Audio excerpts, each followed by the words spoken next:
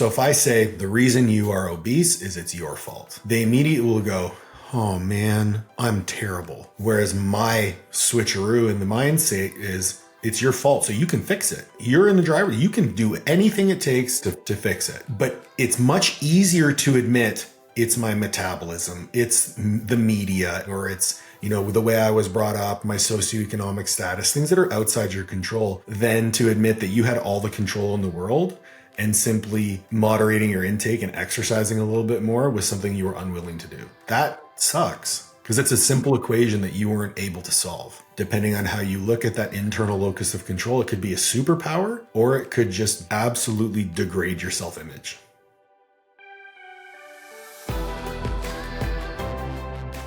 What's going on, guys? Welcome back to another episode of Dieting from the Inside Out, because we all know outer work without inner work just doesn't work. Today's episode, I have a really cool guest for you. We get really, really deep and we go all over the place. So my guest today is Paul Oneid. Now, Paul and I recently met on a podcast because he basically saw my stuff, wanted me to come on his show. And we had such a great conversation that I knew I had to have him over here on my show. So that's that's what happened. And we got into so many different things because Paul is a very multi-layered person. He's got, his resume, so to speak, and his bio is ridiculous. I won't read you the whole thing, but he sent me over. He's got this crazy background in history with coaching athletics and coaching people as a whole and helping other coaches scale their businesses, but then also has some pretty crazy background of stuff he's done in the fitness and powerlifting industry and things like that. But the thing is, Paul also has done so much inner work in growth through things like his own work, therapy, emotional regulation, and all of these kind of things. And it's just this giant conglomerate of multi-layers of a person. And it's such a beautiful thing to get into because on the surface, Paul is like this. When you see the video, he's a giant dude that's jacked out of his mind and is squatting hundreds and hundreds and hundreds of pounds. But then you hear him and he is an emotionally regulated, multi-layered, almost stoic gentleman, and he's incredible. So I'm really thankful that I got to know him and whatnot. I feel bad. He was actually just here in the Indy area on a travel thing on going to, I can't remember where they were going, but it was the one weekend I was out of town, so I missed him, unfortunately. But we got into a lot on this episode. Just looking at my notes, we got talking into a really good conversation on the idea of being able to do whatever it takes, and all the dark sides of that. We got talking about basically programming your mind and doing basically all the more inner work in emotional regulation stuff to be super successful with the things that you're trying to do, like losing weight, keeping it off, and just being successful as a whole, as well as more stuff on regulating your emotions and regulating your nervous system and learning to be self-aware around yourself and everything as a whole. So we got a lot in this episode. It's a full-length episode. You're going to want to probably take notes. You're going to want to stick around for the whole thing. And that's it. Otherwise, I really appreciate you being here. Thank you so much. Be sure and subscribe if you haven't already, and I will get the interview started. But I would love to hear more, because for those listening, we're a new friendship. You and I haven't known each other for that long. But when you and I were talking on yours, I don't know. I just felt instantly connected with you. I feel like our stories are very aligned. And I would just like to hear more. So what's the story of Paul? Oh, okay. Yeah. So, okay, let's go all the way back. So I started weight training actually started into it in my senior year of high school. I was a basketball player, but I was also quite overweight. So a very skilled player, got by on my skills. Couldn't play defense, obviously, because I wasn't athletic enough, but we played a zone, so it doesn't matter.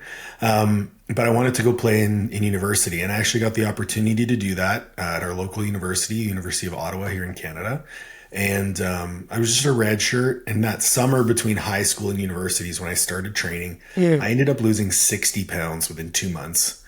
Straight manorexia, high activity. Manorexia. I've never heard that. Yeah. So I worked in a warehouse, 2 workouts a day, skills practice, working in the warehouse all day, barely eating kind of thing.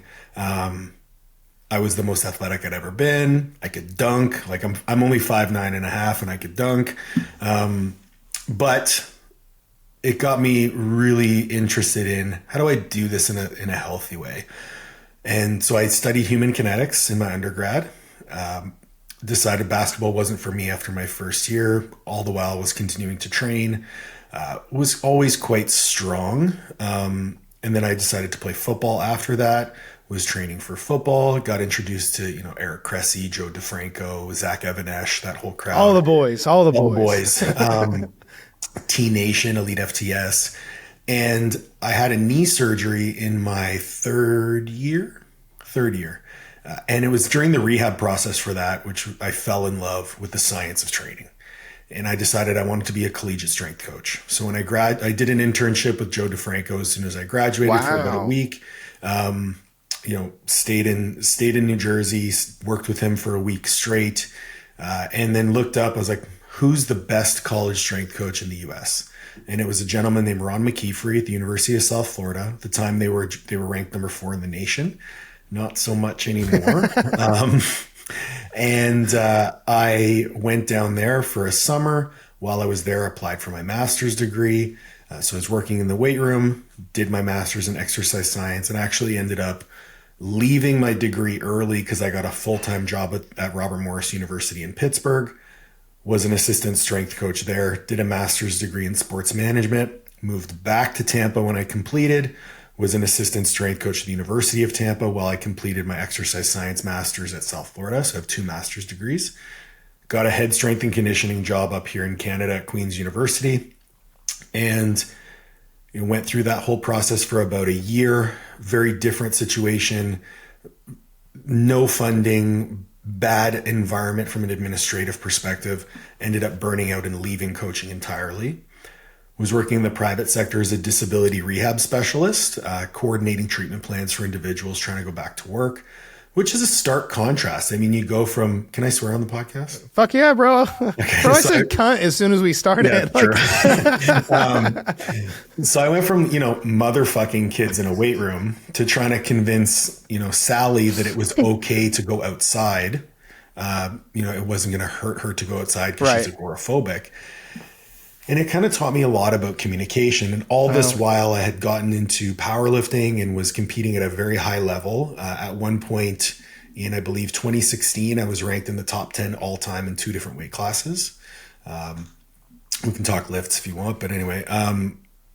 Then from there, I got into I was coaching powerlifters on the side. Started, as I got better at powerlifting, I got more eyes on me as a coach.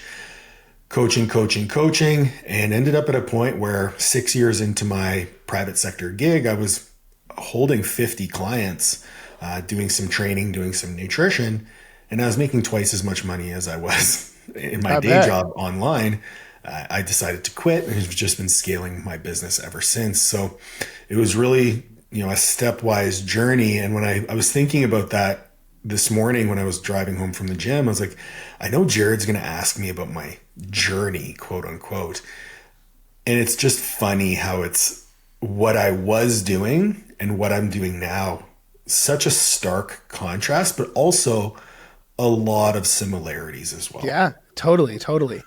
And just for now, granted, the community that listens to the podcast isn't like a bunch of it's not like a powerlifting only podcast, but of course, yes. but I didn't realize until we got talking, you're as much of a unit as you are. What are your lifts? Just for shits and giggles. My best lifts in competition, I squatted 800 at 220. That's ridiculous, bro. In competition, I benched 430 pounds and I deadlifted 725. Dear God, that's ridiculous. That's crazy. Yeah. Well, now, I mean, those lifts in comparison to, I was top 10 all time in the world, all time. So if anyone who had ever competed in powerlifting in those 2 weight classes, I was in the 10 best. Now I think I'm in the top 100. The sport has just elevated like crazy. The craziest thing I'd ever seen, I was at the Arnold Classic. I used to go every year. I was just that meathead.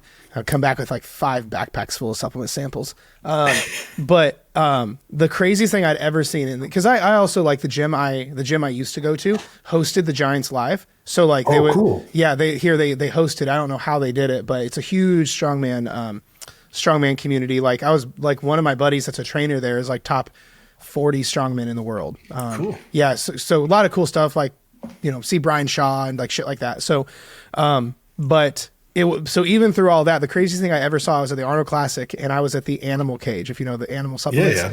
And I was watching that, and they have a guy called the Ant. I think Richard Hawthorne is his name. Richard Hawthorne. I competed against him. Really? Dude, Yeah. I'm not a powerlifter. I know like the suit makes a difference and all that stuff, but so geared like with the squat, like with the deadlift suit and everything, I thought it was fake. He ripped 7 something off the ground at a body weight of 130 pounds. Yeah, I think his best lift in a competition was in the 6s. Actually, 2 of my training partners were sponsored by Animal while I was competing. So I mentioned my lifts. I was the 3rd strongest guy at our gym. There were bigger boys than you. Yeah. So Jay Nira, who's a good friend of mine, he was the top lifter in the world at 220, and then Cade Weber was the number 1 lifter in the world at 242. Wow, that's crazy, bro. Yeah. That's cool though. That's dope to be around that kind of people. There are that caliber of person, you know. I mean, when you talk about environment influencing your results, you get thrown in the fire. You have no choice but to keep up. Adapt or die. Adapt or die. And you know, there's a lot of positives you can glean from that. And you know, when we work with our clients too, we talk a lot about, you know, orchestrating your environment to, you know, get the results that you want, whether it's the food you keep in your cupboards, whether it's the company you keep outside of your home, your friend group. Yeah. It's all going to influence where you look at that glass ceiling. You know, so if I'm surrounded by dudes, I remember, this is a hilarious story. So I'm prepping for a competition. Cade has just finished competing. I'm doing like triples on the deadlift at 600 pounds, and which at the time was a maximal weight for me. He walks in eating a Dairy Queen Blizzard in sweatpants. He's like, what are you doing? I'm like, just doing some triples. He's like, okay. And he grabs it, no warm up, rips it for 8, stiff leg. Oh my gosh. And he goes, that's light. And keeps eating his Blizzard.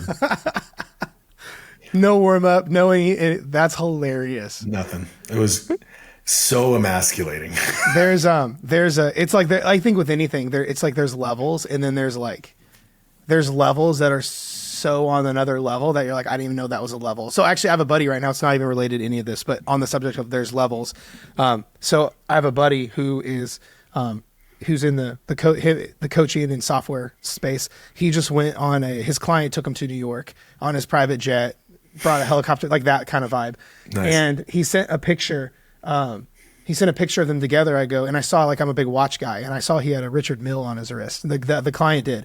And I said, and I don't, my buddy's not like a big watch guy, but I said, you know, I said, that's a $500,000 watch, by the way, on your buddy's wrist.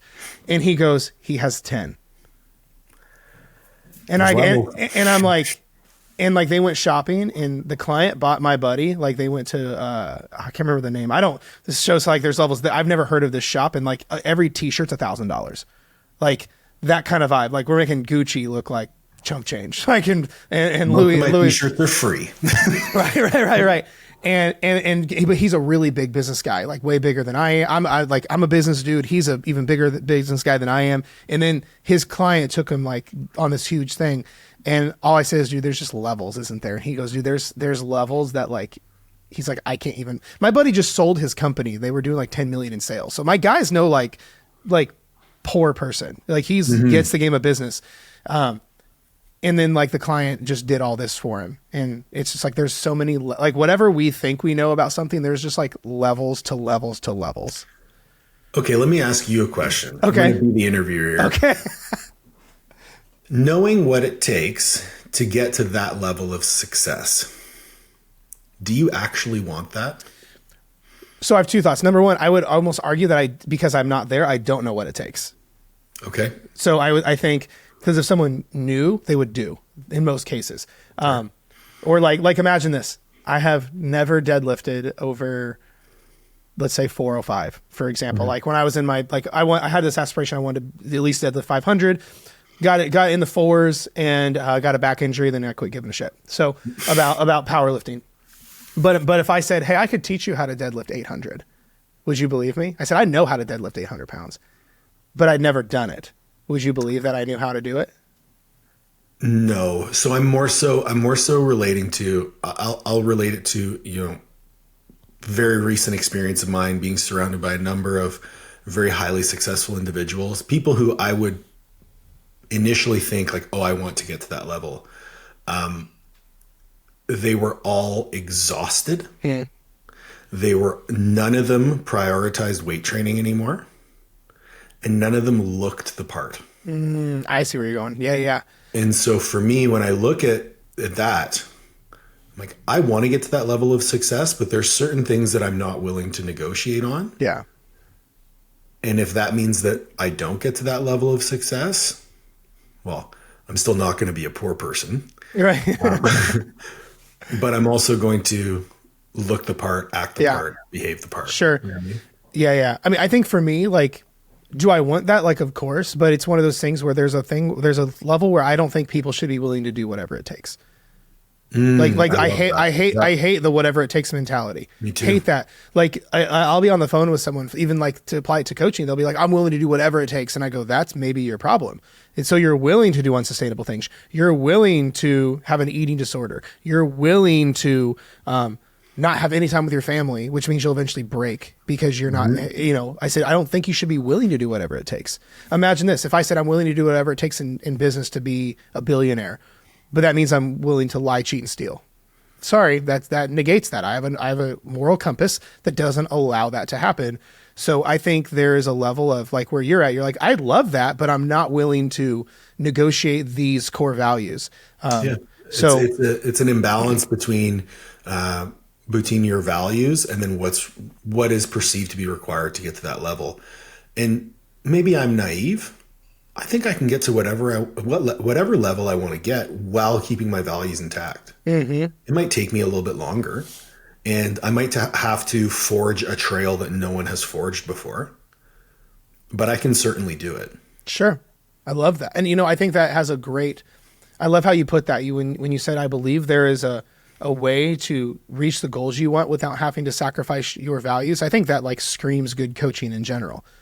I think people have an outcome they want, whether it be to lose 30 pounds or to be an elite level power lifter, whatever the case is, but they only see things through the lens of what has happened, whether it be the only success they've known of someone losing 30 pounds is by starving, throwing up in the keto diet, or the only way to be an elite level power lifter is by sacrificing everything else in their life. But then all of a sudden there'll be a 4-minute mile moment where someone will come out and they're like, oh no, I did it. And I had all this stuff. You know what I mean? I'll tell you what though, when I was one of the best lifters on the planet, I was sacrificing everything else. So I've done it. Yeah. And that's why I know, and I've done it and I've burned to the ground. So I know exactly, number one, what those KPIs are to avoid. And number two, I know how it feels. So whenever someone says, I'm willing to do whatever it takes, my answer is actually not, you're not. It's, are you willing to do less? Are you willing to slow down? Are you willing to do nothing? Like, I'm willing to do whatever it takes to get rid of my back pain. Cool. Are you willing to stop training for a month and just go for walks? Well, no. Well, then you're not willing to do whatever it takes. That's so good. It's usually the other way, right? Yeah. It's they're willing to like literally like bleed and cry and like break their own arm. It's easier. Yeah. Okay. So when we talk about coaching, a lot of what we do is manipulating locus of control. So like where people believe that they have control. So we talk about internal locus of control. It's I control my own destiny. So when there's action involved, I'm in the driver's seat. But when you say do less, immediately they're not acting, so there's no internal control, and they think, okay, I'm at the mercy of everything around me.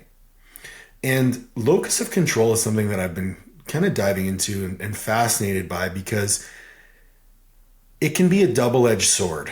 Some people will think it's my fault, I'm a shitty person. So if I say, the reason you are obese is it's your fault, they immediately will go, oh man, I'm terrible. Whereas my switcheroo in the mindset is it's your fault, so you can fix it. You're in the driver. You can do anything it takes to fix it. And so, but it's much easier to admit it's my metabolism, it's the media, it's, the advertising, or it's, the way I was brought up, my socioeconomic status, things that are outside your control. It's much easier to admit that you failed at a very complex problem than to admit that you had all the control in the world, and simply moderating your intake and exercising a little bit more was something you were unwilling to do. That sucks, because it's a simple equation that you weren't able to solve. I just love the mindset around both of those things, because depending on how you look at that internal locus of control, it could be a superpower, or it could just absolutely degrade your self-image. Sure. And I think this is one of those things where the so much of the magic with this is we just change the meaning.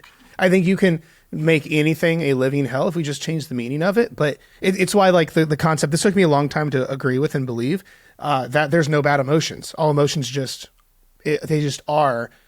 It's the meanings we attach to them. And, it's everything is the meanings that we take away from things. I think it was Ed Milet that said life, who was that quote? That was just gold. It was, it's not about the things that happen to you in life. It's the meanings that you take away from them that dictates everything else. I butchered the fuck out of that, but it's the same concept. So I'm picking up what you're putting down. That's right. So let me ask you this. I know, like, you alluded to it a little bit when I was on your show, which everyone should go listen to. Have you always been this, like, stoic, emotionally regulated, self-aware human? Or, because I thought you said you used to be like a real hothead or a real struggle. I couldn't remember if that's what you said or not, but most people aren't this out the womb. This is a highly trained response. A lot of therapy went into this. I love it. No, I wouldn't necessarily say I was a hothead. I was very rigid in terms of the standards that I held myself to and the standards that I held everyone else to. And it became quite a lonely existence. But more than that, I was very good at numbing. I was very good at whatever was going on. I was going to do what I was going to do. I was unsacrificing in my pursuits. And I had to be at the time to do the things that I wanted to do, because, I was doing at one point I was having 2 master's degrees ongoing while working 70 hours a week in a weight room, and then still trying to compete in powerlifting. Holy fuck. It got done. But I was uncompromising. And it wasn't until I went through some hardships in which compartmentalization were not possible. When my dream job became a nightmare, and then my personal life outside of that was a nightmare, and I had no coping strategies because I had never I had never allowed myself to feel emotions before. And when you get to a place where you base your entire self-worth on your ability to achieve, and you're not able to achieve anymore, there's a massive feeling of being less than. And it wasn't until I realized that my self-worth was much larger than my ability to achieve these things that I was able to actually enjoy the process of achieving them for my own personal gain, rather than, external validation and things like that.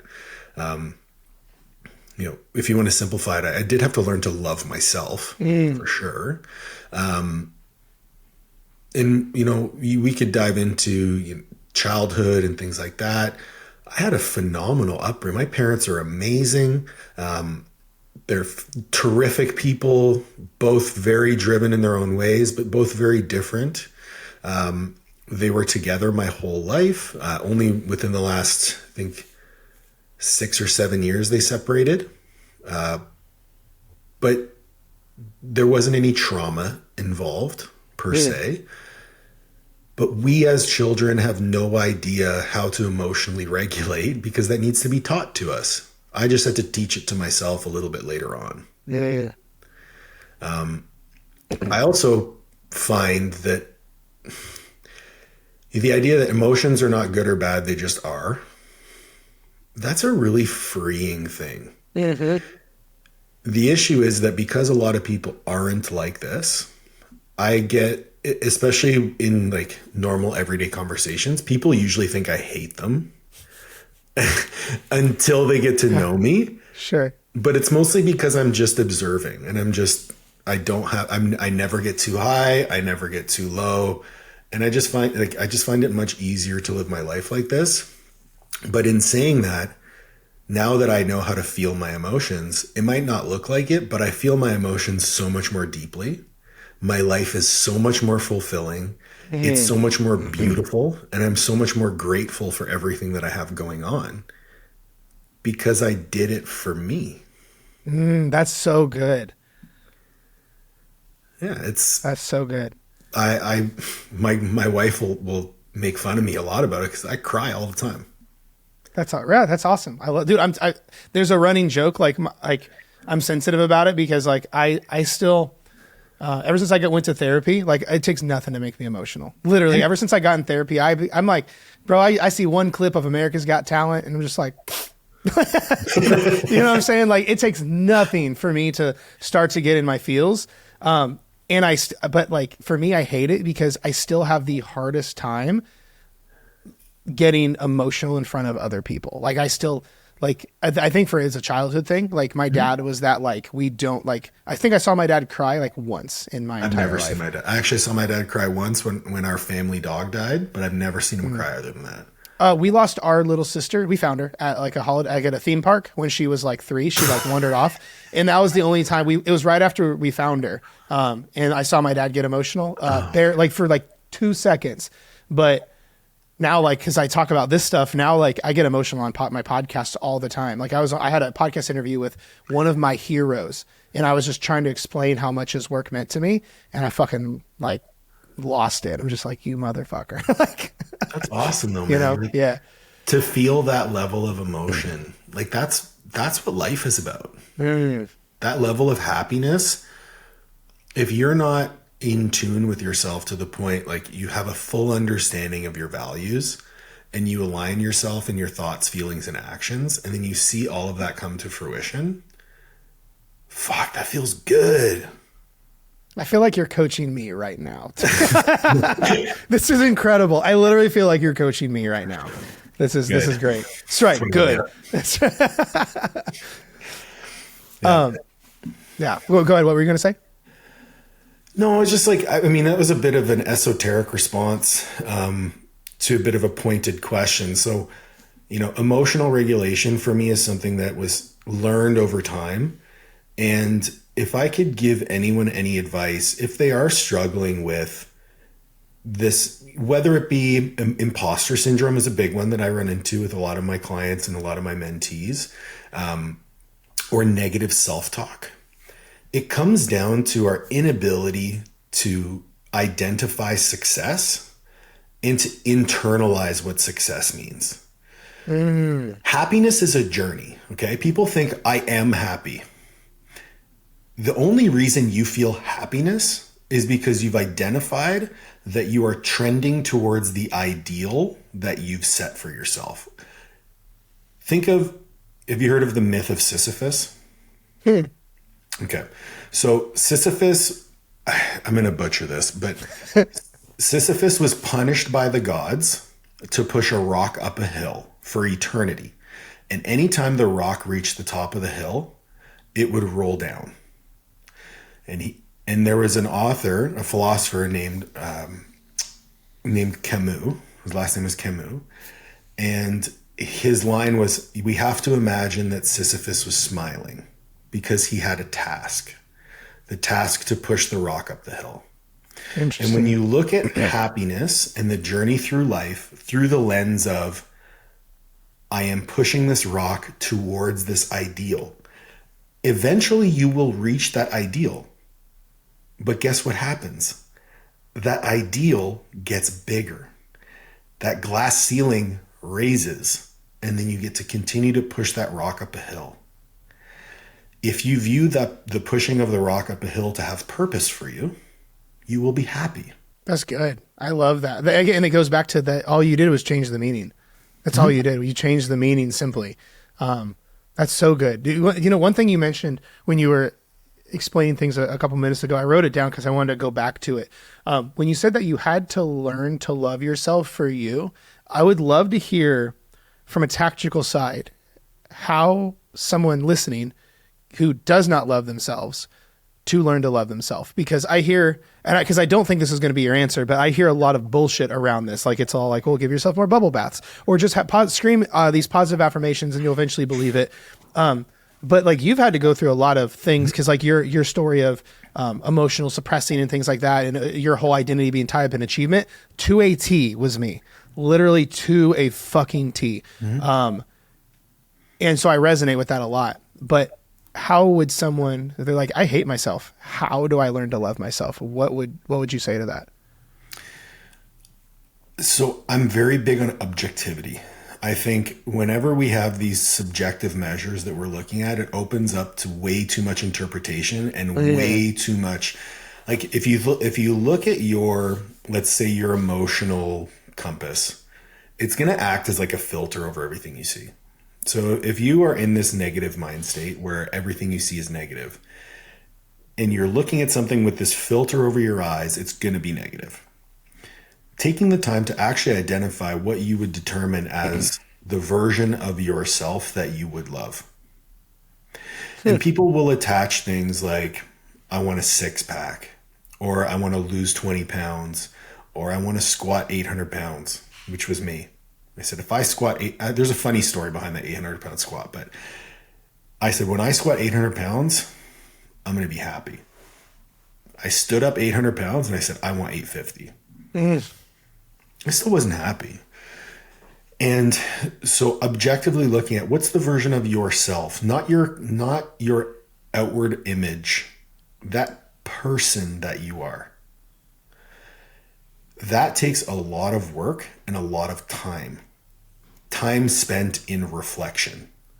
We live in a society of go, go, go, never stopping. There's always some stimulus coming in.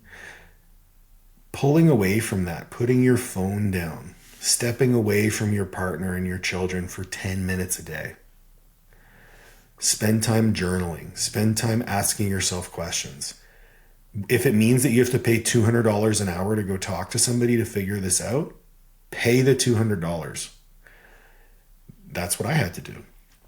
And getting to a point where I could objectively identify the version of myself that I would be happy with, coupled with this, I call it, extreme ownership is a very popular term, which I get it. Cool.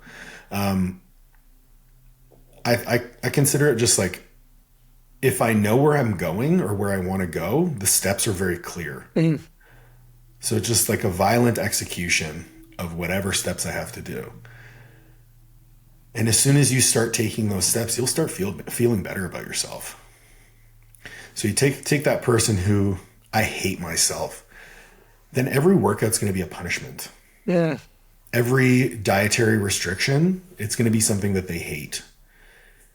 But when you look at it as, well, the version of myself is someone who exercises, someone who eats nourishing food, someone who takes time in quiet reflection every day, someone who moves their body, someone who challenges their mind, well, then you should be exercising, you should be eating whole foods. And every time you do one of those things, it feeds into this positive image that you have.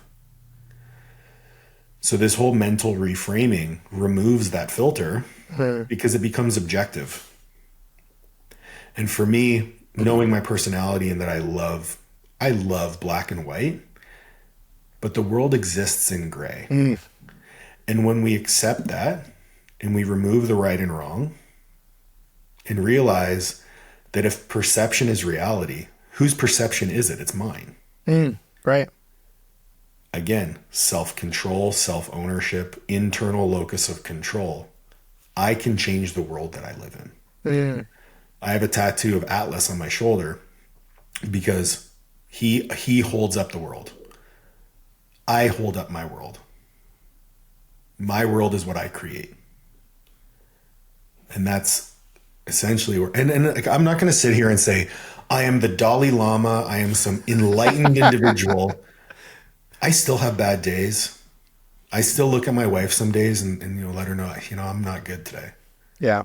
The difference is I have the tools necessary to reframe, step back, and get back to taking those objective steps. Mm-hmm. I think that every second of that was incredible. But I think like right out the gate, like people live in the subjective world where it's like, and it's, how can you tell me one stick is bent if you don't show me what a straight stick is? You know, where it's actually one of my biggest pet peeves, even in coaching, people like with struggling with like this inner deeper stuff. And someone says, just be more mindful. Well, what the fuck does that mean? Or just eat healthy. I'm about to do some content on this where I want to do a bunch of street interviews and showing like, hey, what's it mean to eat healthy? And you're going to have some people say no process. You're going to have some people who say, no sugar, no carbs, nothing in a wrapper, no ingredients you can pronounce. And it's because it's too subjective, but I think that's for everything. Yeah, for sure. And again, none of those answers are inherently wrong. Right. They're incomplete. Right. But they're not wrong. The problem comes with, okay, so when I tell you to eat healthy, nutrition to me is so fascinating because eating and psychology and sociology are very heavily intertwined. Mm-hmm.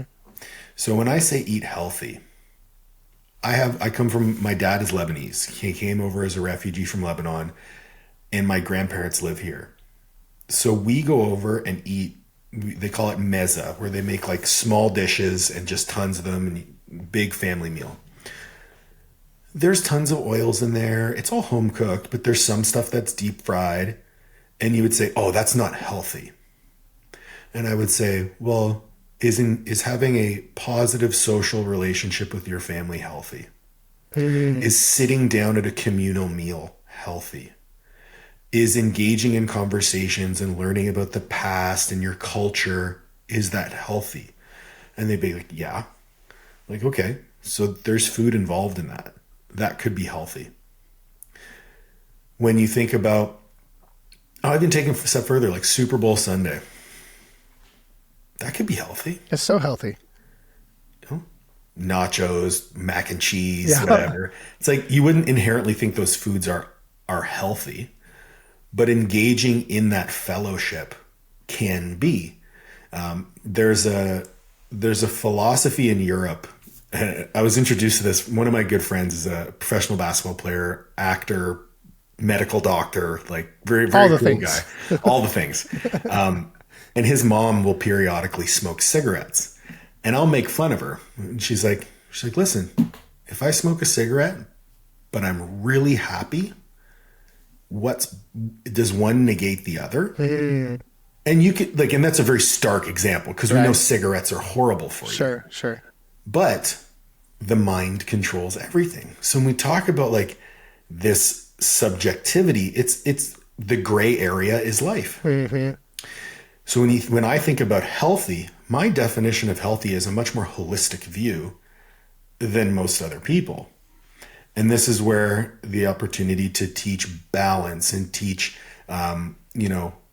nutritional periodization and all this kind of stuff plays into you being a whole human who has to eat food and interact with people. So how do we do that in a way that biases fat loss or biases muscle gain? It's going to be different for everybody. You can't necessarily put a definition on what healthy eating is. So let's just relax a little bit. I love that. That's so good. That's so good. Because I think there's a level of people who are like, but no, you don't understand, and blah, blah, blah, blah, blah. But you're exactly right. It has to be that. It has to be. And then, when you get into the psychology of, okay, I hate myself, then you see every meal as a punishment. You see every time you say no to something, you see it as, a restriction. Every time that you have the opportunity to eat something that isn't quote unquote on plan, you punish yourself by eating all of it. Mm. And now these potentially healthy interactions with food can become feeding into that negativity that you feel about yourself because I can't control myself. I'm unworthy. I'm a piece of shit. Listen, there are times in the year, like I've competed in bodybuilding, I've competed in powerlifting, I have gotten, dick skin shredded, and I missed meals. I had to say no. I brought Tupperware to dinner, but that was the goal that I set for myself. And objectively, those are the steps that I needed to take. Right. Right now, every week, my wife and I enjoy a dinner together and a dessert. And it's part of our week. It's part of our life. It's a way to de-stress. Are the foods we eat during that meal healthy? We made nachos in our air fryer. With Doritos. That's right. Hell yeah. And then had cookies and donuts. Like, no, it's not healthy, but the actual relationship benefit from that meal was absolutely healthy in a psychological sense. So these rigid definitions, in my opinion, are hurting us. Are also setting us up for failure in a lot of ways. But on the other end, the give yourself grace, cut yourself some slack. I'm still a hard ass. Get your shit done. If you need to be in a calorie deficit, be in a calorie deficit. If the calorie deficit needs to be so steep to achieve your goals that you have to say no to those things, you have to say no. But okay, so I'll bring it back. What are your values? Yeah. I want to challenge all of my clients' beliefs. I want to push back on all of their preconceived notions, all of their limiting beliefs. But you know what I'm not going to do? Compromise their values. Yeah. I will point out, okay, you've set, I mentioned this in a YouTube video I just made. If you're a devout Muslim who participates in Ramadan and you want to compete in a bodybuilding show that happens to be right after that, your religious values conflict with your goals. Yeah. I'm not going to tell that person not to do it. I'm not going to say, hey, you can't do Ramadan this year. I'm going to say, hey man, why don't we pick a show later in the year? Yeah. So that you can participate in Ramadan with your family. Yep. And then we can pick back up, do a prep, and have a fantastic show. Yeah. I'm challenging their beliefs. I'm not compromising on their values. Right. If a client comes to me and says, I love having dinner with my children every night. Cool. Let's brainstorm some ways on how you can make a meal that fits within our framework, enjoy it with your family, and still work to achieve your goals. Good. There's always solutions to these problems. Yep. But people are so quick to press that fuck it button. Mm-hmm. Well, I think they're quick to press the fuck it button, and this is when where I see people wave their all or nothing flag or perfectionist flag. Oh, yes. And this is why I think one of the biggest things that we do is we kill that right out of the gate, because most people I've noticed, and no one likes this answer, I think the only time people wave their all or nothing flag or perfectionism flag is to validate the bad decision they're about to make. No one, whenever you're balancing work and home life with your kids, no one's like, I'm a perfectionist, I'm a nurse 24/7. And no, you're a fucking mom at 8:00 at night when you're making dinner for your kids. You're not nurse mom, you're mom. It's only when we're making a bad decision we're trying to validate, because we want to mitigate ownership. That's my personal belief. I 100% agree with you. My favorite thing to point out, it's cognitive dissonance above everything, right? Right. I'm a perfectionist. Why aren't your nails perfectly clipped? Why isn't your beard perfectly trimmed? Why isn't your hair always styled? Why don't you dress perfectly every day? Why don't you perform 37 minutes and 26 seconds of cardio every day? You're not a perfectionist. Right. The thing that I put forth to my coach is about I want to wow my clients. I'm just having trouble putting this program together. I want it to be perfect. The client determines if your program's perfect. Sure. So how are you going to know it's perfect until you give it to them?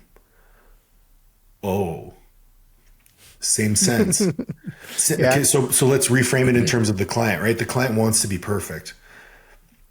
They're not going to know what perfect is until they start making mistakes. Absolutely. So let's just start making mistakes. Let's throw shit at the wall. Let's see what sticks. 100%. Yeah, it's so good.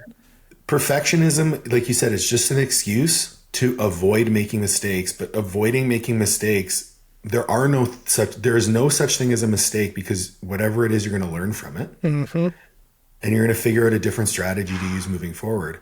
It's like if you're in a war and you want to have the perfect attack and then you end up getting bombed. Right. Yeah. Like time's not going to slow down for you. Mm-hmm. Absolutely. I always say one day longer waiting is because things aren't perfect because you're one day closer to death. Like I view this game like we've all been on one of those moments where we're driving on the highway and it literally Y's off. Like it makes a Y and you're going 80 miles an hour, or if you're me, you're going 90 because you're an asshole. And you're like GPS is like delayed and you're like, I don't fuck. And you're like, you have to pick one. And if you're like me, you pick the wrong one and then you're like going 80 or 90 miles an hour in the wrong way. But that's how life is. When we're like, oh, I know what to do, but I'm not doing it. Or, hey, I want to wait to start over Monday because I'm a perfectionist. Or right about now, everyone's, you know what? I want to get through the holidays and not have to worry about this stuff. And I'll start over in January, even though there's Christmas every fucking year.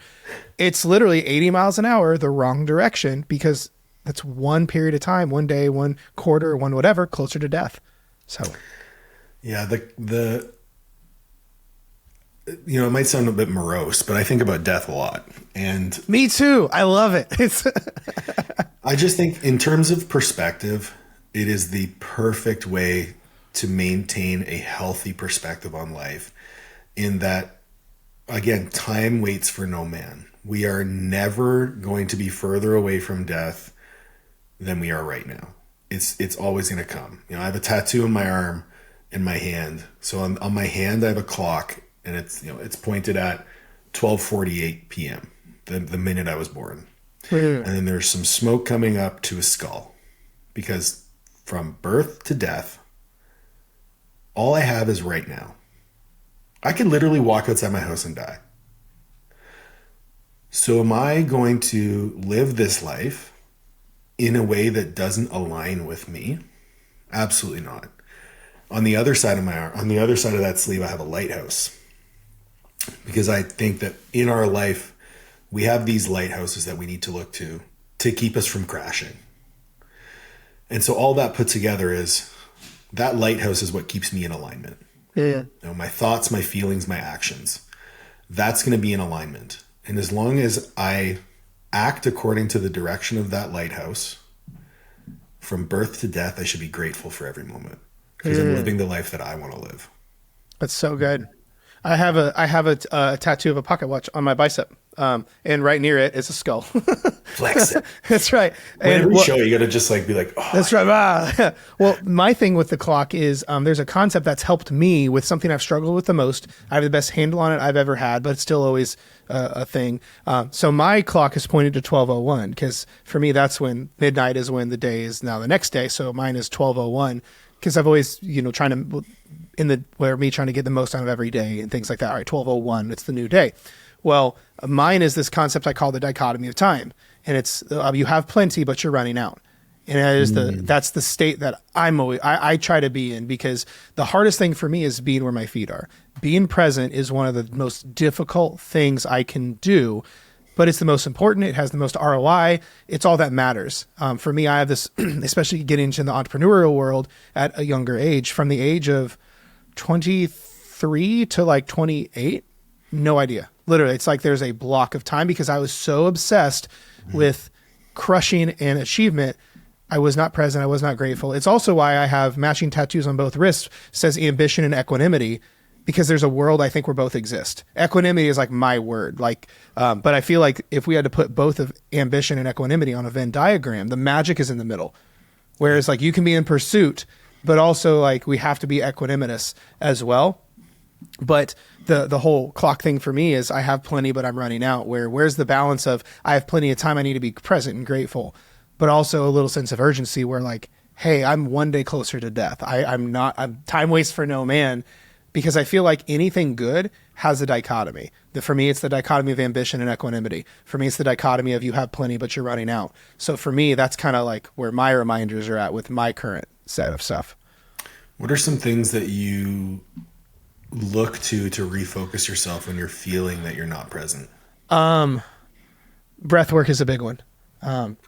One of the big things a hero of mine has said is whenever he's having someone do like they're getting caught up in emotions or whatever, is he says take a big deep breath to remind yourself you're here. Because like if you notice, like for me, like physiology starts to change when we are not emotionally okay. Posture drops, breathing goes shallow. Physiology, like Dr. Dispenza talks about, like your body is arguably your unconscious mind because it starts to change on its own. Or if you want to change your state, change your physiology and everything else shifts, right? But for me, I monitor where my breath is at and I'll take some big, deeper breaths and get back into place. There's also some of the weird shit that I'll do. If I find myself like kind of drifting back into this state is, I brought this up. We didn't even get into it. I brought it up on your podcast is, I put things through the lens of what would my 80-year-old self tell me right now? Yeah, I like that. What would my 80-year-old self have to say? Because I believe your elder self is you have the best intentions for you. You are the only one who has you at the number one, has the most purest intentions for you. Like everyone loves you, but no one has you. But no one prioritizes you or has your best interest other than yourself. I would argue with that. So ideally then your eldest self, let's say 80 or 90-year-old you, has like that stoic wisdom, has the understanding of everything. It's like that grandpa wisdom that we all, always benefit from. And I think the person who would give me the best advice and the best insight is the stoic 80 or 90 Jared. And so a lot of times I'll put things through the lens of like, well, what would Jared, because I one thing, a mentor of mine, Kyle Cease, talks about is we have so much of our own answers inside us right now. They're just in what we call the deep down. It's like deep down, I know X, Y, Z, but we don't tap into that very often. But like, I feel like that's where like 80-year-old grandpa lives, is in the deep down. That just is, there's that sense of knowing. So for me, I get my breathing back. If I need to do some inner work, like journaling, like holding space for my emotions, whatever's going on, when I'm not doing so good with some of the stuff, there's a, I don't know if you call it an affirmation, but whatever it is, one thing I'll do is I'll basically make it safe to feel whatever the thing is. So sometimes that's even audibly saying, you're allowed to feel anxiety in my body, and I give it permission, where I just let it be. And then ironically it dissipates. So there's some of these different practices that I'll put into place. So I think the key takeaway there for anyone listening is that you actually just stop. That would have been a much shorter answer. Yeah. well, no, I think, right. Cause immediately it was like, okay, you go to breath work and then you go to journal and blah, blah, blah. And I think what people are going to think is like, I have to do all these things if I'm not present. Yeah. But what you're really just doing is you're giving yourself something to do so that you stop. Right. Because when you're not present, like I was, again, from age, let's say 20 to 32, you don't stop. Yeah. And until you have your both feet on the ground, you can't figure out where you need to go. What that GPS is calculating, right? Yeah. I'm a big journaler myself. I really like to get my thoughts out on paper. Yep. My mind is always going like a million miles an hour.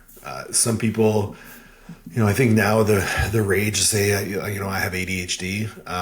It's trendy. I don't think I have ADHD. I think I just think a lot. Yeah. And I feel a lot. And to organize all of that, I have to put it on paper. Mm-hmm. The other thing that really helps me is movement. So whether it's going for a walk outside, I'll just grab one of our 3 dogs, go for a walk outside, and with no music. And especially when it's cold outside. So I actually have to focus on my breathing when it's cold outside because I live in Canada. It's perfect. It's just a nice refocus. I had a moment the other day. There was just so many things on my plate and I felt like things were getting away from me and I was spiraling a little bit. And I said, you know what? I'm just going to take 10 minutes, go for a walk. We had a loop in the neighborhood. I live in the suburbs. So like every loop, I know how many steps it is. So I'm like, I'm just going to go get a quick 1200. I walked around the block, came back, sat back at my desk. I was like, let's go. Yeah. And I knew exactly what needed to be done. Being present is something that I don't think a lot of people put enough stock into because they feel like if they slow down, they'll lose ground. Yeah. What I try to teach people is that without slowing down, you're never going to get to where you want to go. Because when you're not present, you're spinning your wheels. Yeah. That reset to stop, put it in 4-wheel drive, and then get out of the hole, that's what you need. So whatever trigger it is for you. I always, like, I mentioned lighthouses. So I will look to one of those lighthouses at that moment. A big one for me is my wife. Like, what would Liv say to me right now? Usually, she would tell me that I'm catastrophizing. It's a Scrabble word right there, bro. Triple word score. Or that I just need to chill. And sometimes she'll do it for me. She'll be like, hey, put your knife hands away. Because whenever I'm stressed, I start doing this. Oh, okay. She's like, put your knife hands away. I'm Yeah. like, okay, sorry.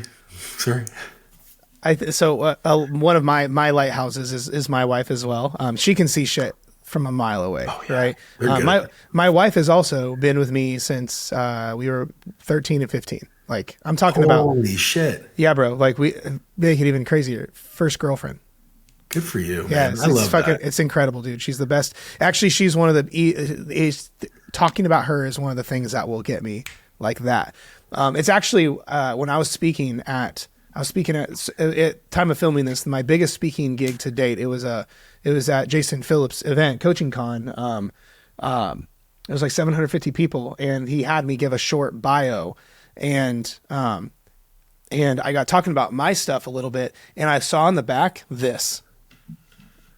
Like stage lights are bright, but between two, I saw my wife holding the camera up, and I'm just like, okay, I cannot look at her ever again when I'm speaking. Holy shit. Like it's but like with that, for me, she knows. She's like, hey, you need to, like, my wife has never ever been one of those people that's like, you need to work less. I want to, like, hey, you should, what, it's never been one of those, but she can tell when I need to be done for the day. Like, not for like selfish reasons, but she's like, I think you just need to let that sit till tomorrow. Or it sounds weird. She's like, I think you need to go play video games. Or, hey, I think you need to go play music. Hey, I think you should probably go on a walk. Hey, why don't you go to the cigar bar today and just talk to those old men and whatever. And every single time it's right. It's what I need to do. I need to either go on a walk, go chill at the cigar bar with these 80-year-old motherfuckers, or go play music, or whatever the case is.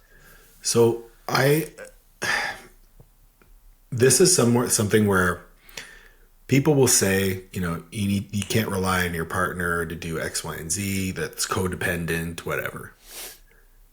I think, number one, you should definitely not be in a codependent relationship. Right. I vouch for that. Not a good thing. But your partner should absolutely play a supportive role in your life. And some of the most challenging things that I've encountered with clients is when the partner isn't on board. Yeah. And for someone who, like, I've been divorced. I've been in a situation where my partner was not supportive of me, and I know exactly what that feels like. So the empathy level is very high for me, but also the troubleshooting is very high for me too. And I think that's where, the ability to emotionally regulate and have very calm conversations independent of emotions with your partner, where you can let them know, hey, this is what I need from you right now.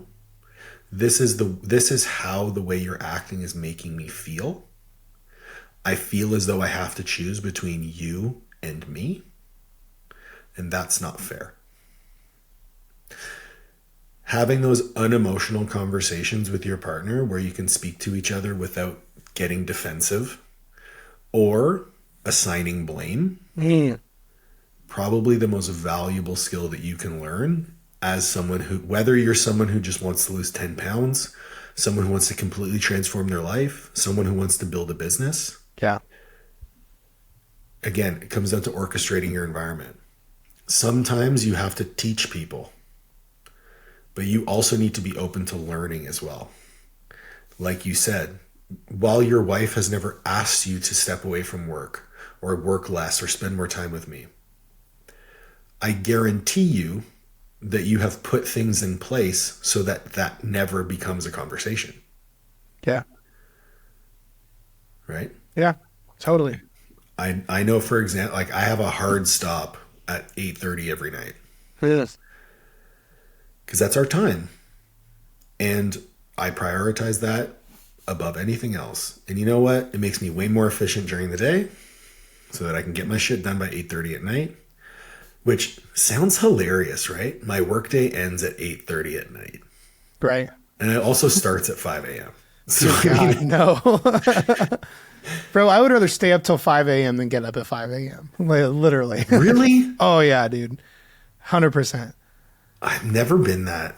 I've always been a morning person. So, go ahead. Sorry. I was going to say, like, even when I was, my second time in Tampa, when I was at the University of Tampa, I had to be at the school at 5 a.m. So I was up at 3:10. Wow. Yeah, no, I joke that I say that I became an entrepreneur so I didn't have to get up early. So just a running joke, but yeah, but if you don't get up at if you don't get up at 4 a.m. and take a picture of your watch, you're gonna be poor, bro. Yeah, and post it on Instagram. My whole Instagram is just like Jocko's, where it's just like nothing but watch photos. You should start taking pictures of your watch at like 9 a.m. That's hilarious. Yeah. Greatness never sleeps, bro. Yeah, that's right. In my unmade bed and everything. That's great. Man, dude, this hour has flew by. Yeah. I really enjoyed talking with you. I felt like, to be honest, I needed half of what you said, like for me. So I appreciate that. Happy to help. Now you asked. I never have like specific questions to ask my guests at the end, but yours, I did want to. I was curious for who would your 5 be? Like, so when you asked when I was on your show, you could have dinner with 5 people or sit down with 5 people, dead or alive. Who would it be? And I gave you mine, but I'm curious who yours would be. Okay, so I'm gonna pull out a pen just so I don't lose count. Oh my gosh. So number 1 would be my wife for sure. So Liv, Michael Jordan. Then I would probably say Genghis Khan.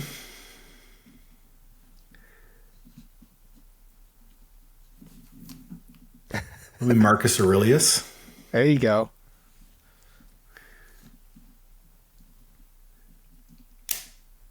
And okay, I'm going to say this, and it's for a really weird reason. So I'm actually going to have you go back also and give the whys to all of them. Okay. So Mother Teresa. I would love to see you and Mother Teresa talk. Like, you see your big burly ass and your tiny little woman. Yeah. So honestly, my wife, because this is going to sound super corny, but just life's way better with her. That's so sweet, dude. I love that. Michael Jordan, because the work ethic. Yeah. The work ethic to be the first one in, last one out. Also that highly competitive spirit. I would want to know if he regrets it. Because, you alienate a lot of people like that. Yeah. Be the greatest of all time. Yeah. 100%. Genghis Khan, because again, isn't it something like 30% of the population can be traced back to this guy? I think so. Which is crazy. Like but to have the drive to never stop conquering, I just think there's something inherently interesting about that. Marcus Aurelius, it fascinates me when people think counter to the norm, right? So in a time highly driven by religion, this guy didn't really talk about religion much. He didn't, and it was very much all about the self, all about self-control. I just find it fascinating when people just think counter to what's going on. Yeah. People who come up with new ideas. I think that's super fascinating. And Mother Teresa, because I would want to prove that she was not benevolent. Interesting. I don't personally. So when you think about benevolence, you think about, immediately my mind goes to self-sacrifice, right? To benefit others at the expense of yourself. She had to have enjoyed helping people. Oh, absolutely. 100%. So then she's not benevolent. Right. She's a self-serving cunt. Let's make a clip out of that. Mother Teresa's a self-serving cunt. Holy shit. Oh my gosh. Teresa. Holy shit. That took a like, oh my gosh. Oh yeah. That's fascinating. I do think I always love people who, this is the thing that I love about whether someone like even listening agrees or disagrees with that. The fact that like you have your belief on that around, it's like people make it weird, think it's weird when on my top 5 is Hitler is on my list. Yeah. Because he was a fucking degenerate human who did bad things.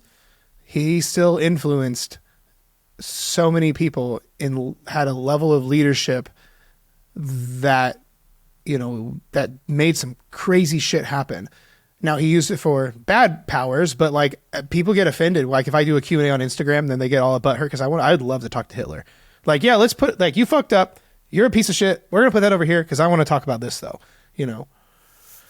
Well, I mean, listen, people will get butthurt about a lot of different things. Yeah. The last time I checked, words don't cut your skin. Yes.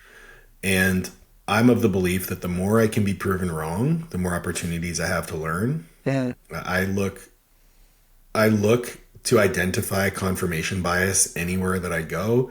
I stay very far away from echo chambers, and I want people to challenge me on my ideas. Because how else am I going to grow? Yeah, completely. That's good. I love that. Okay, you want to hear my 800-pound squat story? Okay, let's hear it.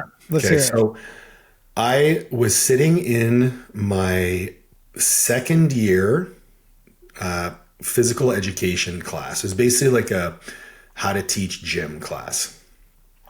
The teacher was actually a student of my mother's in her group fitness education class at the YMCA. Oh. So my mom taught this woman how to teach aerobics. So she knew who I was. At the time, I had no idea she knew who I was. I was a slack off in class. I would never be paying attention. I'd be talking. I'd be on my computer doing whatever. It was the time when laptops were like this big. Okay.